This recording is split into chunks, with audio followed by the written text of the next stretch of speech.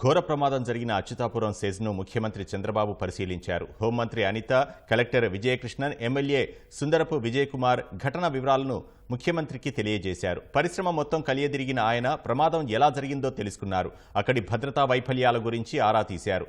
వర్షం కురుస్తున్నా ఆ ప్రాంతమంతా తిరిగి పరిశీలించారు.